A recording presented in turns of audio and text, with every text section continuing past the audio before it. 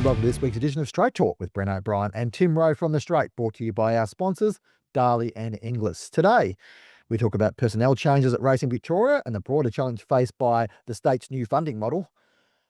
We take a last look at Rosehill before the ATC members vote next Tuesday. In Bren and Bloodstock, we cast an eye forward to the Magic Millions National Sales Series, which kicks off on Sunday. We look at the legacy of Vinery's Peter Orton and the ongoing impact of Coolmore's Fastnet Rock. And in wagering, is this the end of early betting? We talk about plans to mandate owners to bet on their own horses, plus a couple of big fines handed out by the regulator ACMA. Tim, great to have you here as always. News this week that Racing Victoria have reduced staff.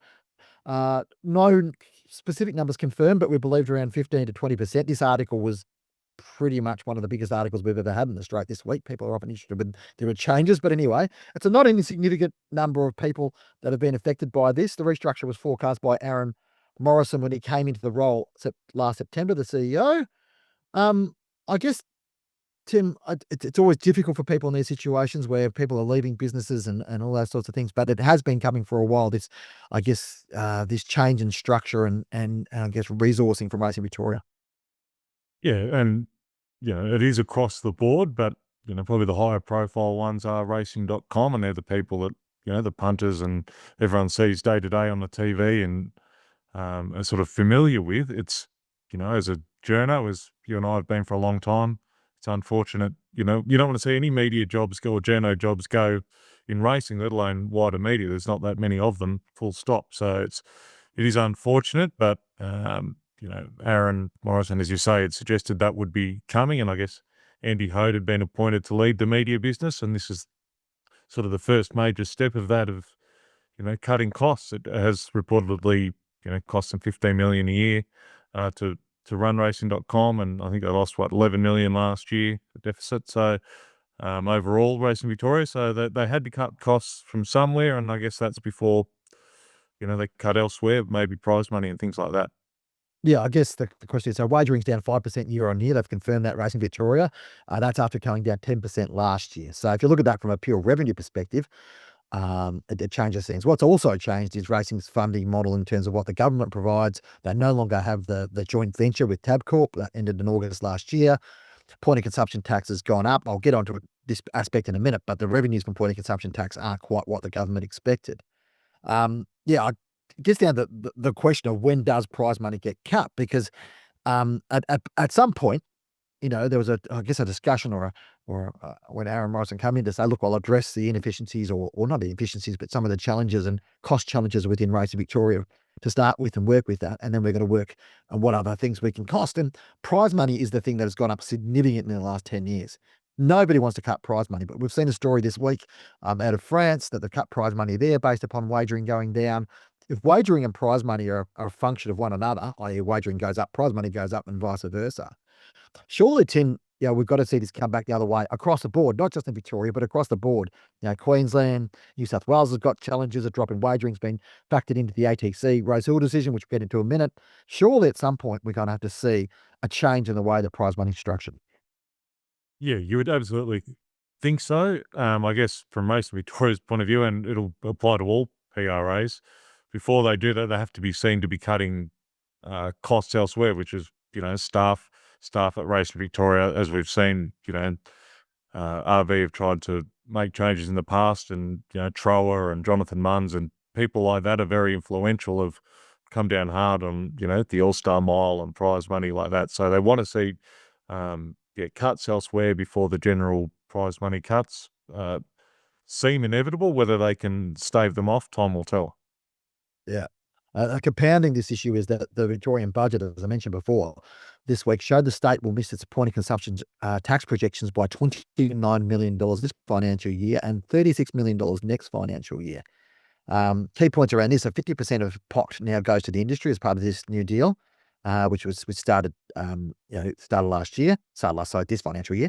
Racing Victoria says it doesn't rely on government projections to budget, so it said it won't. I guess the fact that it missed its budget by that much won't affect the way that it does business, because it projects based upon its data, wagering data, not the projections of the government, which is fair enough. But it still means that the government is now anticipating it will give $17 million less to the three racing codes over the next 3 to 4 years. Now, whether that's, what the racing codes are budget is another question, but we've got issues in Victoria where both Greyhound Racing Victoria and Harness Racing Victoria have got issues as well. Harness Racing Victoria in particular has got some significant issues around bottom line stuff. We've got Racing Victoria recording annual deficits, and I would assume they'll probably go down the same path today. Um, I guess they depended on this point of consumption tax model of lifting from 10 to 15% to be a way of dealing with the challenges of the wagering environment at the moment. But for me, it seems to have compounded it, Tim, not actually solved it. Yeah, and those predictions have been way out or proven, and it's not an easy thing to predict. Wagering turnover and POC revenue, but you would hope maybe now they've rather being possible. Well, they have been overly optimistic in recent years that maybe they've been overly conservative, and maybe the 70 million won't be as bad. So, but as you say, RV have done their own projections, and they probably have access. Well, they do have access to live wagering data month to month and week to week to sort of maybe guide them more accurately. What will be interesting is, does this change approaches? Because I guess I'm thinking about POC, it applies to sport as well. And so therefore does, the AFL, does the RV look to sit there and go, all right, is there other ways that we could boost wagering? Or at least if some wagering is leaking from racing to sport, how do we do that? The broader questions is the government is still projecting that these revenues will continue to increase year on year. All right. So in my mind, how do they do that? How do they make that leap of, given everything we've seen over the last few years, what are they seeing that we're not seeing? That suddenly wagering on racing is suddenly going to jump through the roof. We'll get into some more specific wagering issues in a little bit, Tim. But I think for me, that's a broader question, and it feeds back to this question, right? So let's have a look at back this Rosehill issue, right? And we'll jump to Rosehill now. Wagering decline has been cited as a key reason by the ATC, the Australian Turf Club, for their consideration to sell Rosehill. Now, whether that fits particularly into that and whether that's part of the parimutuel decline or whatever else, you can debate that. But this is being cited as a reason for strategy and policy within the racing industry. For me, it's a bit of a dangerous one, and it's a bit of a, I think the broader racing industry needs to get a hold of what this wagering issue looks like, understand and cut its cloth accordingly. And I think otherwise, in a few years' time, we're going to have a lot of, pretty much every jurisdiction failing to meet its mark on budgets. On Rosehill, Tim, we're 5 days away or whatever we are. Yep, next Tuesday. So it'll be obviously a long-awaited time to determine this issue, maybe not once and for all, because even if it's a yes vote, we're still going to get the government's approval on $5 billion. But what do you think the number one issue that's in the ATC members' mind when they're casting their votes for this ballot, this crucial ballot next Tuesday? Well, I think it comes down to trust, and I don't think there's actually that many swinging voters.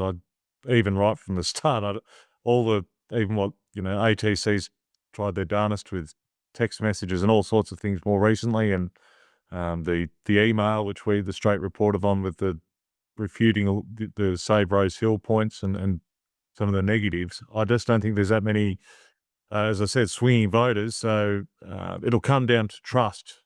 Do the members trust the ATC board and then the government to come good with at least $5 billion, and then trust them to actually be able to undertake a project of this magnitude, which is the biggest in history. And we see with even small projects, they usually overrun on budget and different things go wrong. So I think it's a vote on trust, and we'll see what happens. But I can't see the people changing their minds in the coming days. They've made them up. Yeah, and I would think that my mark, I think you and I sort of indicated last week, we're probably 70% sure they'll say no and 30% sure they'll say yes. So it's sort of one of those ones where probably that my mind hasn't changed on that. Has yours changed on that in the last 7 days? Anything you think in your mind that the yes vote might get up? No, not significantly. Maybe it's closer than it was last week, but as I said, I think people are very hard and fast in their views. Certainly the people I've spoken to and sort of witnessed. So I can't see it changing. And then there's probably a group that don't really care that much and haven't consumed all the information like we have. I guess the other thing too is I've said, as I mentioned before, even if the members do vote yes, then the government needs to agree to the terms of the deal that's put forward, and that's no guarantee. There's suggestions that there's already sort of a tacit agreement or whatever, but none of that could be possible under the current legal framework of how this is all worked out. So just to put it in context, $5 billion, I believe, and I've done a bit of research around this, would be the most amount of money ever spent by government on a land acquisition in Australia. It is a massive project. If you consider that Moonee Valley has been working on their project for 15 years, and the initial contracts around construction were signed in 2017, so what's that, 8 years ago? The ATC on a very basic level has to deliver $1.9 billion in infrastructure in the next 8 years. That seems optimistic, probably, to put it politely, on that thing, let alone the fact of the price that the government's going to pay. However, if the government does pay it, look, there is an argument that it's too good to be true. If someone offers $5 billion for your house now, you take it because you don't know if they're going to be there in 10 years' time. There is a discussion around the metro, all that type of stuff. But I think that there's still a broader question. I think, should this get through as a yes, I think there'll be a significant political pressure put on the New South Wales government as to why $5 billion is a good investment, given the state of the economy at the moment and some of the challenges around it. I think the broader challenge too, Tim, without getting too fine a point, and you can probably comment on this a bit further, but I think that this trust that it's lack of trust in those who work in the industry, it has divided the industry. Now, there are some reasoned, clever, very intelligent minds in this industry. It does feel like it's been a very divisive issue, and whether those divided parts can be brought back together, regardless of the result next Tuesday, I'm doubtful of that, Tim. I agree with that, Bren. The following content is sponsored by Darley.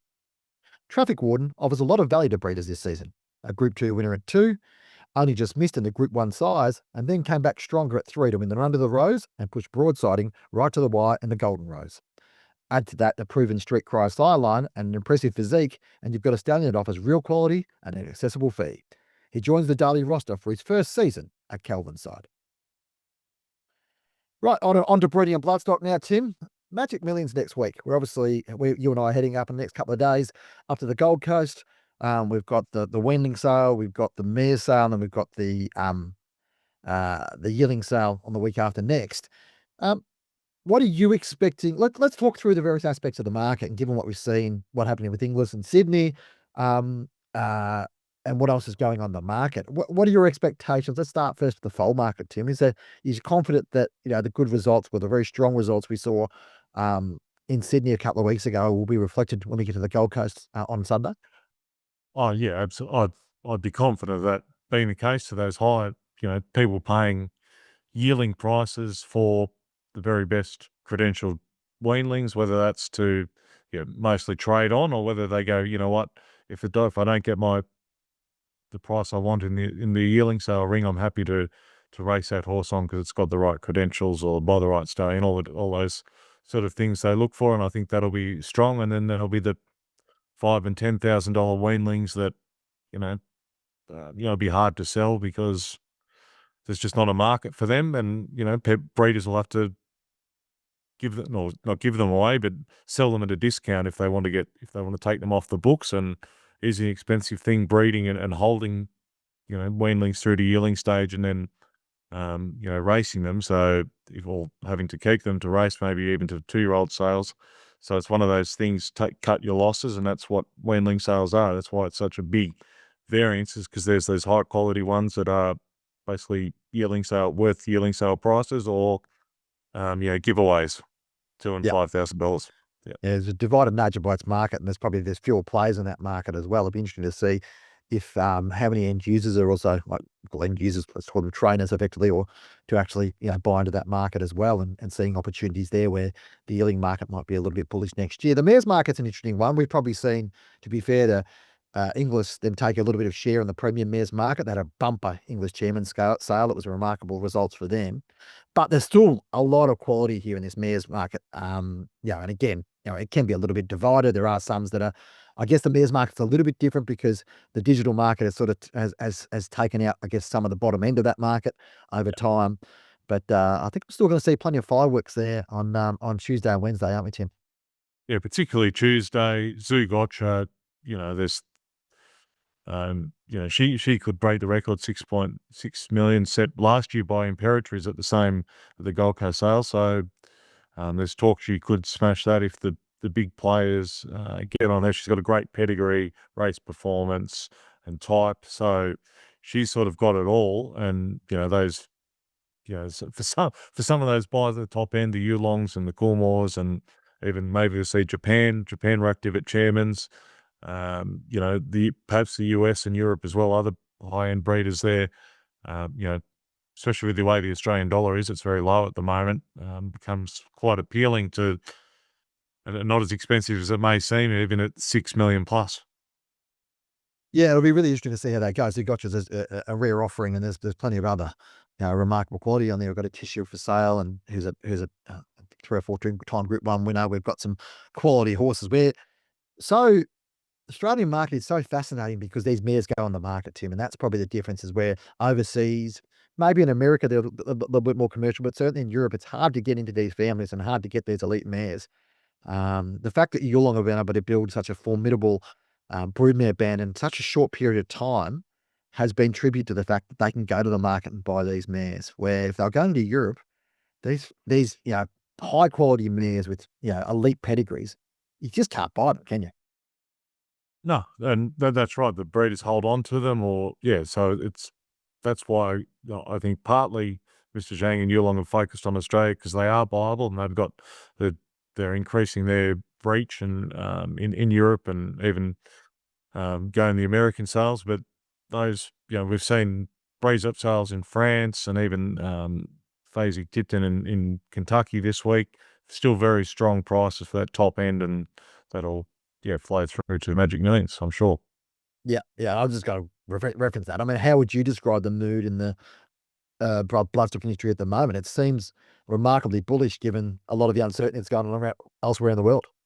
Yeah, they just seem, I guess if you're in the game for the long term, you're prepared to ride the ups and downs, and they are significant. It is like a big roller coaster, the industry, especially breeding and all aspects of it. So they seem very positive. And if you are buying a mare to breed with, especially an empty mare this year, that's the foal's not born until 2026 and you're not selling until 2028. So a lot can happen in that time. So you do have, I guess, time on your side to sort of ride out the variance, and it's not an immediate turnaround sort of investment. Talking about a lot of time, Peter Orton retires from Vinery this week, well, soon to retire. He's announced his retirement after 25 years, 25 remarkable years. He's built that brand from scratch in Australia. Obviously came in through American investment, sort of turn of the century. It's had some change of ownership across the years, and Peter has been the constant force. We dealt with Peter a lot. He's one of the industry's great gentlemen. He's also, one of the great minds of the industry, very generous with his time and to talk to. Vinery's position in Australia has been very important at a time where, probably at a time where Coolmore and Arrowfield were coming through to be quite very dominant forces. It was really important to have other, strong, committed stallion farms, having a crack in this market. And Peter's been a really guiding light as part of all that, hasn't he, Tim? Yeah, he's softly spoken, but ever just the word respect, I think, sums him up from everyone. Just what he says, if he says something you want to listen, he's very knowledgeable. He's not over the top. He doesn't exaggerate things. He just says it how it is. He has taken on, he's built Binder. He's sort of left it in a very good space at the moment with Ole Kirk coming through. The stallion game is incredibly difficult. Huge amounts of money invested, and to convince the shareholders that they have had in that time, Dr. Tom Simon from America, and then Greg Perry's and Neil Werritz have come through, and Jerry Harvey and John Singleton through that period to manage those wealthy individuals and let's face it, some of them with egos to garner the respect that Vinery has, just the way they conduct themselves, and Peter himself and the horses they've been able to breed. It is a great farm and great stallion operation. Yeah, we had intended to play an interview that you conducted with Peter on the week, but unfortunately the audio quality didn't quite measure up to scratch, so that's fine. But anyone who's spoken to Peter, understands his influence and what he's being able to do. What I have as a key memory of Peter, when you talk about these big businesses, right, and you talk about businessmen and big money and whatever else, I was at the Stallion Parade at Vinery a couple of years ago, and it was the morning after More Than Ready had died in America. and that was a sire who had obviously made Vinery in a international sense as well, because he was an American shuttle sire that came over here and was phenomenally successful. Had a terrific record, and what a great legacy he left. Peter was close to upset to talk. And he rang me back later on after I'd left and said, "I'm really sorry about that I didn't really have." I said, "It's actually really," so if you ever feel like, and it's a picture we've been used a lot this week. If you ever feel like this is a business and these people aren't connected with these horses, have a think about people like Peter Orton and what he's been able to do at Vinery and his connection that he's had throughout that. I think it's a message to us. We talk a lot about the business of this industry, and that's our remit here at the Straight. But someone like Peter is a prime example of that connection and that that importance in that the animal is first and foremost. And so, moving on quickly, and speaking of a legacy, quick reflection on a piece I wrote this week about Fastnet Rock, who will be Australia's champion broodmare sire for the second straight year. He's miles ahead on that and cruising away. He's had some terrific recent records. Reserve Bank winning the Goodwood recently as well in that space. But what the piece did reflect on, I just want to sort of point out what he sits in really rare air, Fastnet Rock. He's currently sixth in the general size table, of course, primarily due to the deeds of V. Sistina, who's bred overseas, but has been Australia's most dominant racehorse and will be champion racehorse at the end of the year. Fastnet Rock. So the last time a stallion who won the broodmare size title finished top 5 in Australia was Danehill about 20 odd years ago, which is his own sire. So he sits in a realm of horses like Danehill, Reduced Choice, Zabeel, those champion sires who became champion broodmare sires. His legacy is remarkable, and I think through his daughters, and his daughters were always his strength. I think Fastnet Rock, like if you look at his best horses and throughout the journey, and even just at through sales team, I mean, he has continued to leave an indelible mark on Australian breeding, bloodstock, and racing. A couple of years after he was pensioned from duty at Coolmore. Yeah, definitely. And as you touched on, I think definitely, I think it's fair to say his sire sons haven't completely knocked it out of the park. Not saying that they won't, but certainly his mares, I think they're strong horses, and they throw that into their progeny and can cop work and training. I think that what makes them so good or makes him so good as a broodmare sire. The following content is sponsored by Inglis. Don't miss the Great Southern Weanling Sale at Oaklands on Friday, June 13, the final live sale of the Southern Hemisphere season. The 320-strong catalogue includes weanlings by leading stallions Toronado, Two Done Hot, I'm Invincible, Zoostar, Wooten Bassett, Oleg Kirk, and Justify, as well as a first crop of 9-time Group 1 winning champion Animo. The Great Southern Weanling Sale has long proven the right option for buyers, whether they be pinhooks or end users. Sale graduates such as Montefilia, Behemoth, Extra Brute, G-Trash, Luda Fox, etc. have all been Group 1 winners in recent seasons. The sale also continues to be a proven source of pinhookers looking to achieve quality returns. Catalogue is available now at inglis.com.au. All right, Tim, we round off as we often do on wagering. And actually, this is an interesting one. We're going to put a story up that'll be probably up by the time most people listen to this podcast about early markets. And Tab's decision to ditch pre-race day markets for non-metro meetings, and pretty much for the majority of non-metro meetings, i.e. not Wednesdays and Saturdays, putting up markets on the day rather than the day before. Now, it seems like a nuanced thing, and maybe it's something that affects pro punters more than it affects the day-to-day punter. But you and Warwick Barr have been digging deep into this issue this week. What are the impacts, do you think? And will we have a situation where this is the new norm, or will others feel the breach? I think overall it will be the new normal, at least in the short term. But there's just, personally, it suits me fine because I'm not betting every day or looking at everything, but I'm not that organised that I've formed an opinion 2 days out from what I possibly want to back.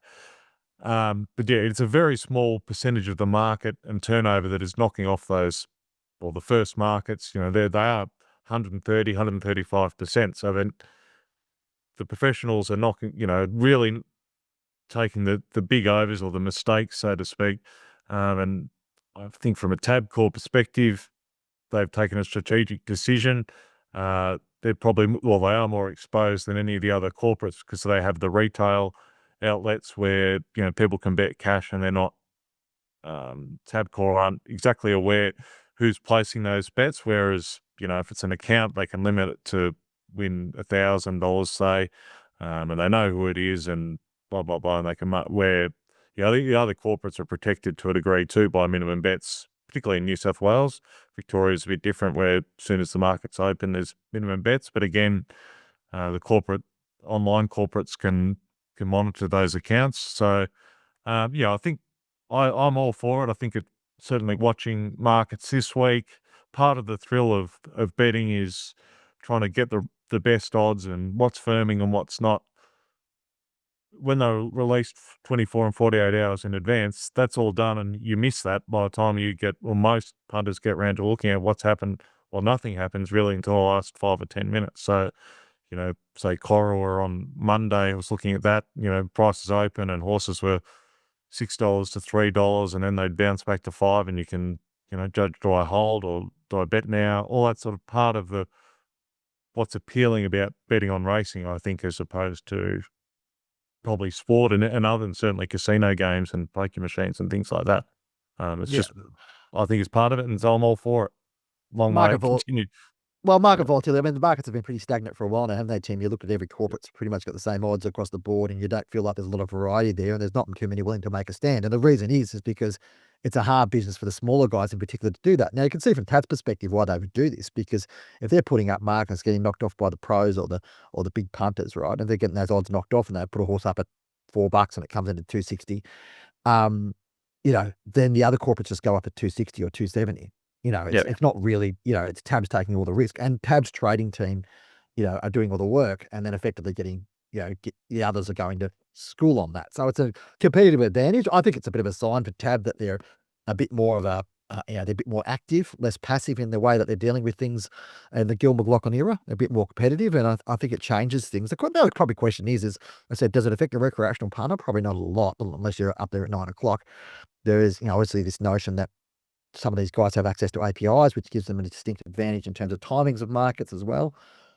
I guess it poses the broader question, are the pros in Australia too sharp for the fact that some of these smaller operators can't afford to be the ones that stand out or be left on highest price because they'll just get smashed?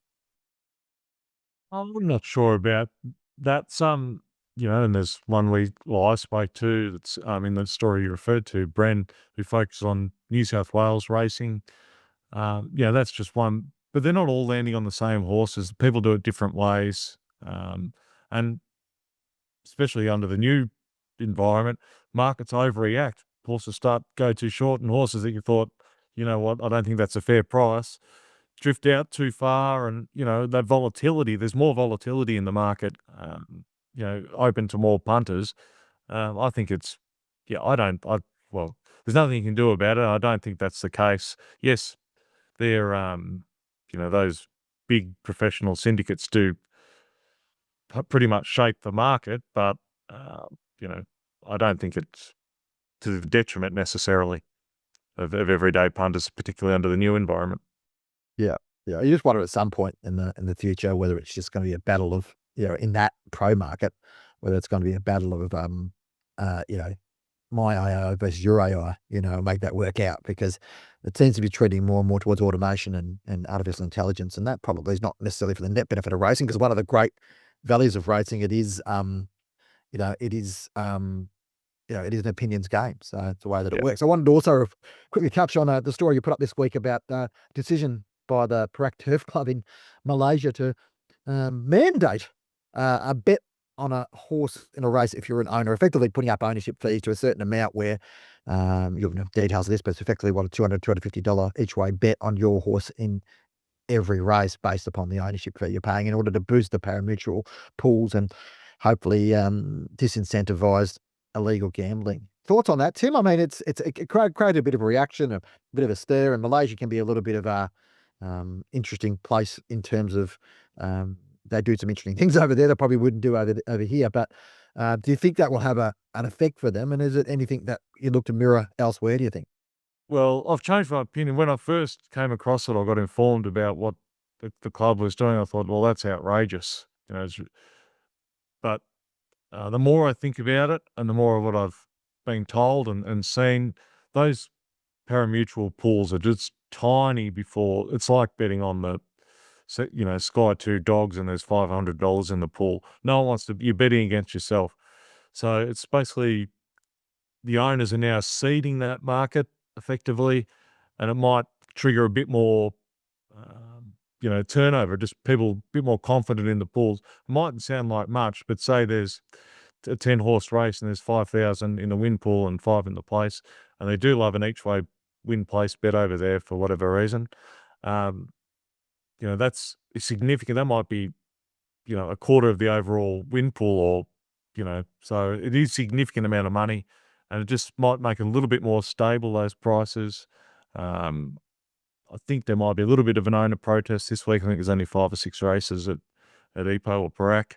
But a lot of those do use the illegal exchanges, the city bets, and so I guess maybe they'll they can put more of their money through the pools. It'll be interesting to watch, but something has to be done to make it viable for the clubs over there, just given the leakage to the illegal exchanges. Yeah, and I guess, we sit there and sort of look at it and go, what's going on there? But, like, given the way our tote's going here and given some other challenges that we've got, and I think, to be perfectly honest, if margins keep going up, we spoke before about the challenges with wagering turnover and whatever else, there's no doubt there is significant leakage in Australia to outside unregulated betting markets. That's a major challenge for Australia to deal with that medium to long term, short term even. I'm not sure we'll get to this point. I don't know how I feel about having a couple $100 each way on my horse that's running at Mount Gambier on Sunday, but given her form profile. But, I mean, maybe you put your money where your mouth is and make it happen. But I don't think owners in Australia would, be happy with that, given the costs of ownership in Australia regardless. But anyway, it's an interesting little quirk, isn't it? The other couple of things I wanted to touch on from a wagering point of view. PointsBet fined $500,000 last week, and Unibet $1 million this week by ACMA, who appear to have sort of, gone to the gym, bulked up, and come back and ready to throw a few punches at the wagering industry, and especially around issues around challenges around responsible gambling and the bet stock program as well, which is what Unibet's been found to have run afoul of. So it's bit going on the regulation space and taxation regulation, fees. We hear all these things all the time from the bookies about their challenges. It's certainly part of the broader picture when it comes to wagering. Okay, thanks for joining us on Straight Talk, brought to you by our fabulous sponsors, Darley and Inglis. Don't forget to give us a rating wherever you listen to us, be it on Podbean, YouTube, Apple, Spotify, all the places you can get your podcast. Give us a listen, give us a rating, send us an email, editor@thestraight.com.au. Tell us what you think we should be talking about, and maybe a few interview subjects we might want to get a hold of. Yep, and we'll talk to you again next week. Thanks for your time.